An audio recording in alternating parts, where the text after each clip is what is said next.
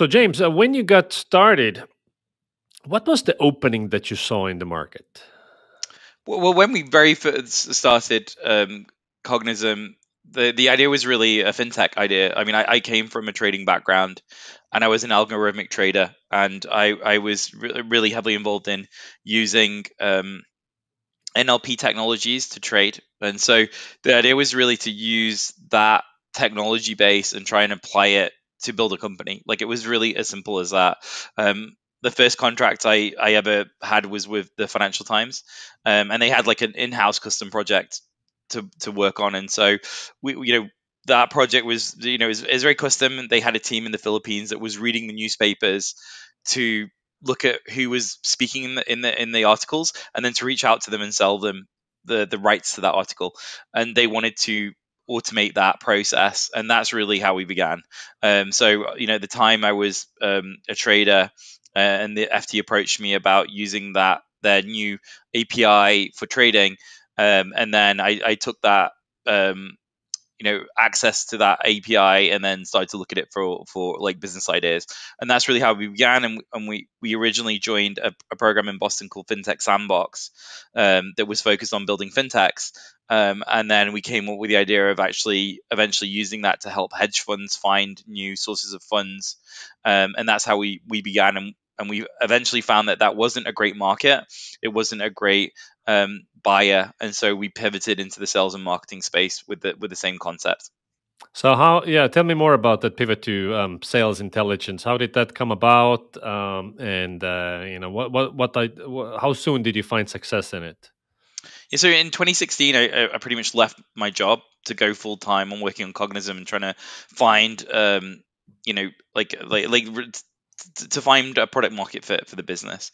I was on the FinTech Sandbox first, and then I was on a program called Winton Labs in London. And on Winton Labs, we really focused on that use case for hedge funds. They were a hedge fund, and so what we found out at the end of the program is that they were really that even if we managed to sell into them, they didn't have the IT teams to integrate the tech that we had proposed, and so we were stuck on like a 6-month wait list. And so it would just be an incredibly slow sales cycle, and then an incredibly slow implementation cycle. So we looked around at the market and looked at the asset we had, and then decided to pivot into the sales and marketing space, where there just seemed to be a lot more activity. At the time, I didn't at all understand that market, or understand the buyer.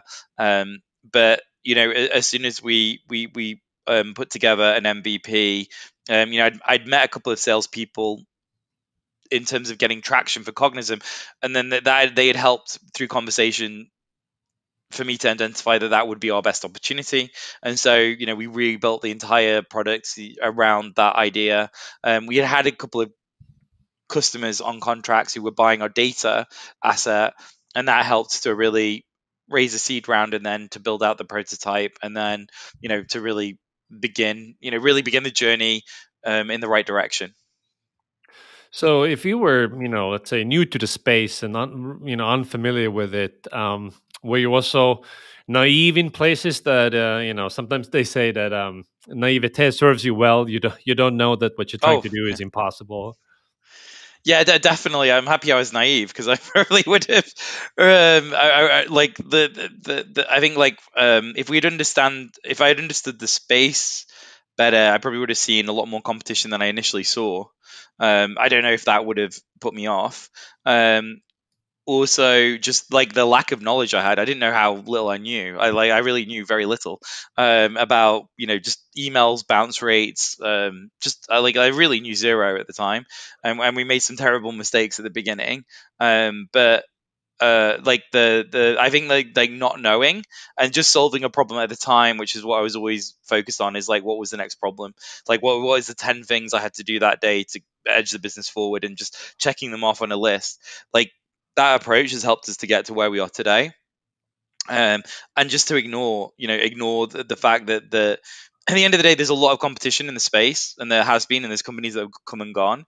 But it's such a huge market. Like, the TAM is incredibly large. people switching providers all the time, for a variety of reasons. So there's plenty of opportunity.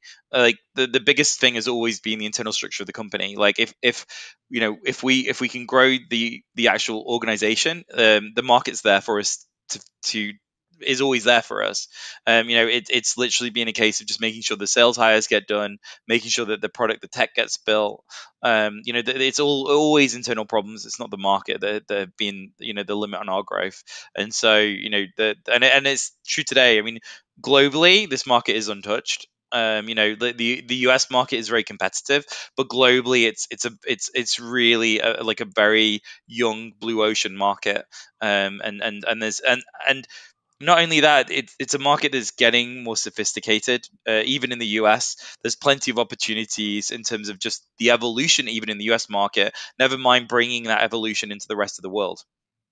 Well, let's take a few steps back. So, going from 0 to 1 million in revenue, how did you find your first customers? What worked back then? I had an incredibly amazing set of angel investors.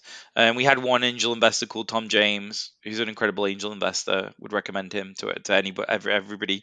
Um, who helped to really introduce some key relationships, like friendly, warm relationships that really helped us to, have that kind of patient early customer that would let us make mistakes and would still be a customer. I think that those early adopter customers, friendly customers, are just so key in that, like that seed, pre-seed stage. And so they really helped us to build out the product, to learn. um there was also just grinding, right? Like as a founder, um you need to grind. You need to, I worked, on the accelerator. There was an amazing, like of a founder, called Manal, um, and she just, she was an inspiration in that she spent her morning just prospecting, just sitting down and just prospecting, just dialing herself. And so, as the same, just hitting every connection I had, getting our early contracts. Um, so so it was a mix of grinding, um, and then the early investor. And then I did make, like, I followed that advice of hiring in twos for our salespeople. We had one work out, one didn't work out. They were also there and they helped to build funnel. So it was a mix of all those things that really helped us to get traction in our early customer base. So back then, I'm guessing Zoom Info was already around, and Apollo was getting started, and all these other providers. How Yeah, did we you didn't win? really encounter them in the UK market. So the good thing is, in the Mhm. UK market at the time, was really underdeveloped. It wasn't really being heavily targeted by those US companies. They were really focused on the US market, and so we didn't really see that competition. There was a company in Europe called Growbots. They were our main competitor in the early days, but they had then decided to not enter the European market and just focus on the US market, which again was great for us. So So was that like a good thing for you? So you could kind of like operate under the radar without too much fierce competition? I think the lack of competition helped. I think, if you look at the space, you'll see a lot of companies that are million AAR. So I think the space is big enough that you could start a company today in the US and get to a million AAR, and you might tap out. It's just such a vast market. People are changing providers all the time. People are testing new providers all the time. So I've seen a lot of these companies that are about, stalling out at about a million AAR. So I think that you could. The space is so deep, you could build like a company anywhere to a million AAR, and then the question is, okay, scaling beyond a million AR. And I think that again is not a function of the market or the competition. It's a function of, like, can you scale your internal organization? Like, can you manage sales hires, teams of a bigger size? Can you build the product features that you need for mid-market enterprise? I think, like, there's a different dynamic that stalls a lot of companies at a million AR in this market. Well, tell me more. How did you do it? How did you figure out the internal stuff? I think great mentors is the number one thing. So just making sure that you've got mentors of people that are more experienced than you, that can tell you, just not making key mistakes. Like, one of our competitors, went into the US market too early and blew up all their money because, they raised a Series A, and spent it all in the US market and pretty much wiped themselves out, because you can't fail. If you're um, a scale, if you're scaling and you raise a round, you can't blow it really. Like there's no, it's yeah, there's no room for a second mistake in the startup world that I've seen so far. If you burn out around and you haven't grown, usually you will not get funded again, and then you know usually that's it. Like that's what I've seen typically. So you can't make mistakes, and I had a great board and great advisors that told us to stay focused on our home market and turn to the US market when it's the right time. And now we're in the US market. I say that we're doing well there, relatively. We've got a growing business there. And so I think it's just doing the right things at the right stages. That getting having good advice is really, like, good mentorship is super important as a CEO for that. And just also for your own sanity, it's great to just to have an experienced person to bounce problems off. And so, I think mentorship is a critical part of for my journey, and for my execs as well. I think it's a critical part for like key execs in a company to have mentorship. What were the specific things on both like sales, marketing, as well as product side that you got done going from 1 million to 10 million in ARR?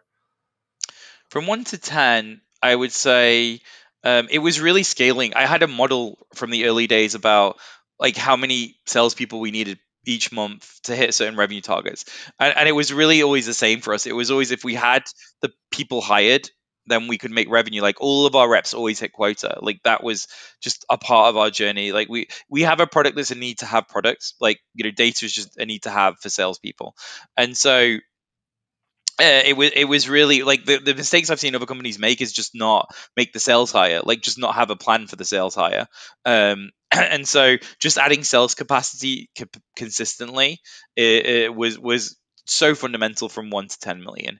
And so that was key. We went heavy on customer success service, and won a couple of awards for it. Even though I'd say like the product, was weak. That there is that, the Y Combinator saying of do things that don't scale.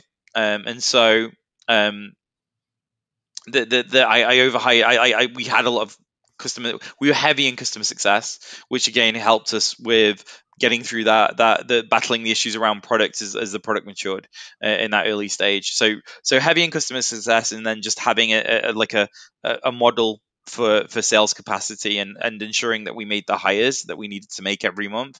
That was critical. In 2018, GDPR came along and you guys adapted to it. What kind of a role did that play in your success? I think it helped our story. I mean, we were very focused on GDPR, and ensuring that our narrative was right around it, ensuring that we were compliant. Um, and so, yeah, GDPR um, was definitely part of the story. I mean, you've seen other companies grow without that part of their story. Again, it's a need to have the data. Um, Again, it just helped our story, and it helped our competitive positioning. Everybody's kind of caught up now. Like, everybody has fairly the same story. I mean, that's just what happens in competition. So it's less an advantage now than it was, say, 2 years ago.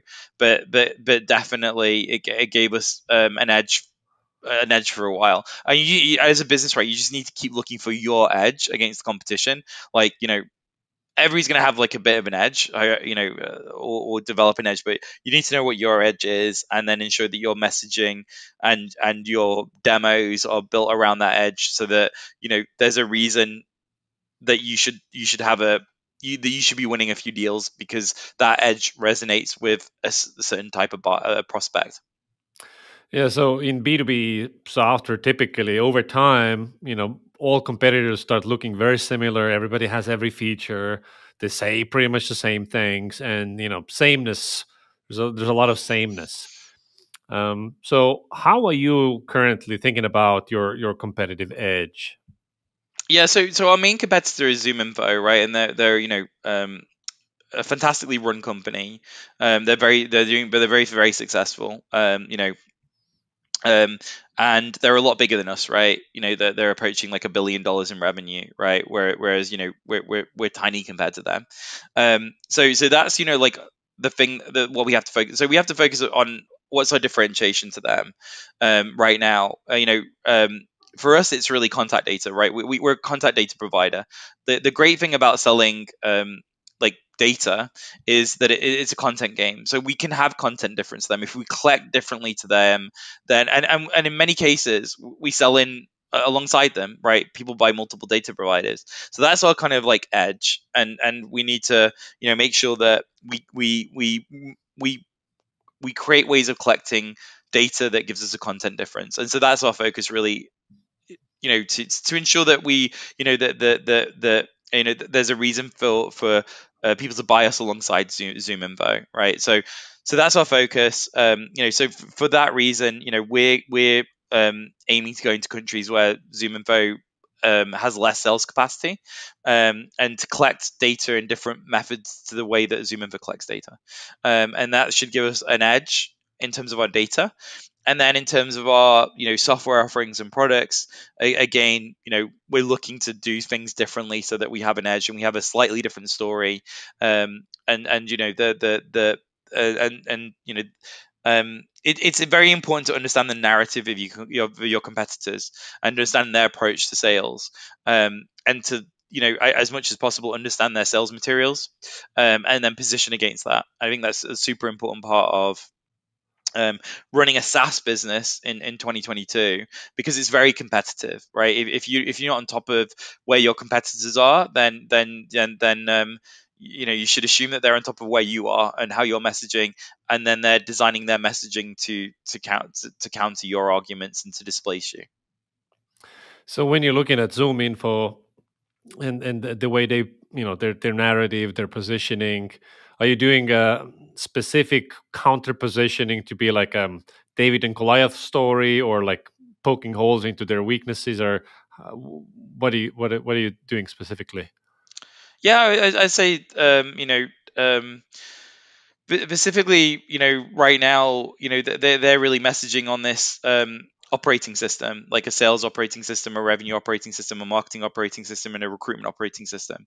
I think our messaging would really be, rather than um, that messaging of buy everything in one, we would be saying buy best in class of each solution versus buying an all-in-one solution.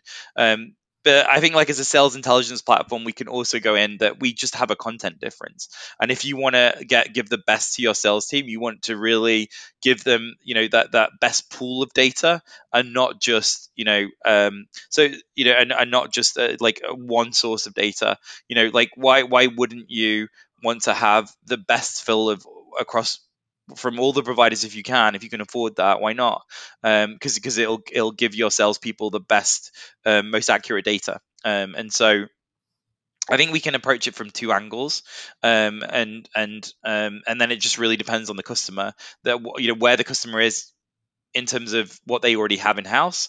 Like, have they got nothing? Have they already got Zoom Info? Um, and um, and how do they feel about Zoom Info? If they hate Zoom Info already because of whatever reason, then then that's a different approach to that. They're already using Zoom Info and they're happy with the solution. So again, it's important for us to important for you to have that understanding of the customer, and then to go in with the right messaging, to tackle whatever their pain point is at the moment. How much attention are you paying to smaller competitors, maybe the same size as you, or even smaller? I would say less. Of course we're monitoring them, but I would say that on many of the metrics that in the sales process, um, that it like it isn't like it's really not like too big a concern. Like we don't see them in too much of a percentage of deals. They don't really compete with us. Like, if we lose to a smaller competitor that's selling on a price per credit basis, then that customer is probably not a fit for us, right? Like, if somebody's not coming, to buy like the highest quality, most accurate contact data, which where we feel we are positioned. Like we feel that we have the highest accuracy globally for mobile phones, for instance, because we have this process where we verify the numbers, which we call our diamond process. Then I say that and then somebody's just going to buy cheap, right? If they just trying to get the lowest cost solution and they don't really care about quality, then that probably isn't a customer for us. You know, what we've just done is we've just purchased a company called Casper, which is more in that PLG space, which is more for that lower ACV type customer. And so we're at the moment our focus is to play in that market on that different brand. But again, like we're not specifically targeting. We're using that more as a motion to go into new countries and not really as a motion to go up against any sort of particular competitors. When you're thinking of the future, 5 years from now and beyond, um, are you more betting on and winning on product, like you have some sort of an innovation age, or is it more like you're winning on positioning, brand messaging? I would hope we're winning on content actually, like our quality of our data, and the content, the differential and content of the data. So I think like that's our focus. I think that is a huge edge. Like it's really hard to get high quality collect compliantly high quality data is a real moat. Like that's really difficult. So I think like that's our focus for Cognism. In terms of the software, I think like the software is getting commoditized. Like how many companies have chat solutions? How many companies have engagement solutions? Like that's getting commoditized now. People focused on that are going to have the best tools, right? If you just do engagement software, you'll have the best tool because all your engineers are focused on that problem. If you're doing conversational intelligence and all your engineers are doing conversational intelligence, you'll have the best tool. So I think like for us, we don't want to be that jack of all trades, like offering like lots of different software like pieces. We want to be really, really known for our like really just having extremely high quality contact data and having data in regions and countries where nobody else has it. And so, that's our focus really. You've been growing very fast, 150% a year for many years in a row. Last year, 100% year over year. What is the source of growth? Is it still the outbound sales, the fact that everybody's changing tools, market's growing? Can you pinpoint like three factors behind your impressive growth? Yeah, I think one is the market is growing, right? The TAM's growing. Like companies getting more sophisticated about sales, they'll keep getting more sophisticated about sales. If you think about it globally, the opportunity is gigantic, and it's just going to get bigger and bigger. Like the US companies that you see, like of course the SaaS companies are quite sophisticated in sales, and I say like a lot of those are really early in that sophistication journey.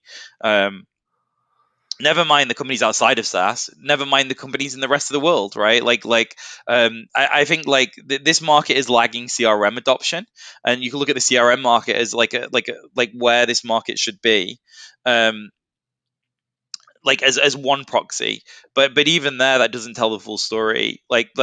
This market, this you say like the go to market platform market, the sales intelligence market should be so much bigger than even the CRM market, because these services are far more valuable than just the place where you're placing the data, right? The cleaning of the data, the that data, like just the changes in that data can inform you so much about your opportunities in account, right? Like that's so valuable, right? So it should be a really like gigantic space. I think like it had a bit of a stillbirth. Like Salesforce had bought Jigsaw, which became data.com, and that was run really badly. They should be market leaders in this space, but they're not because they didn't know how to manage a data company. So Zoom Info is kind of the company that's leading the way and showing how big a company this can be, right? And the space is gonna be huge, right, in the future, because for me like the opportunity is really untouched.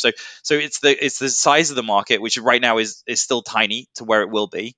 That's number one. Number two, I would say we've grown our sales capacity consistently, which is so important for a SaaS company to capture the opportunities as much as we can, right? And I think you can only organically grow at a certain pace through a direct sales approach, which is the approach we initially went with.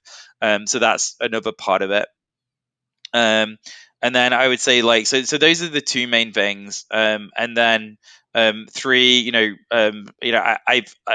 I've been able to raise the capital that we've needed to keep that growth, right? So just being a founder that can raise capital and build good relationships and things like that is needed.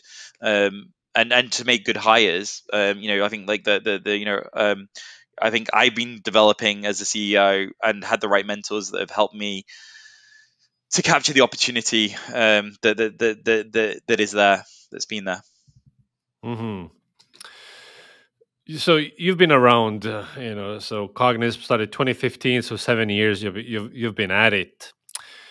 And you've learned some lessons along the way. So if you had to pass on, some wisdom to fellow B2B SaaS founders, Hmm. what were some pieces of advice you would pass on?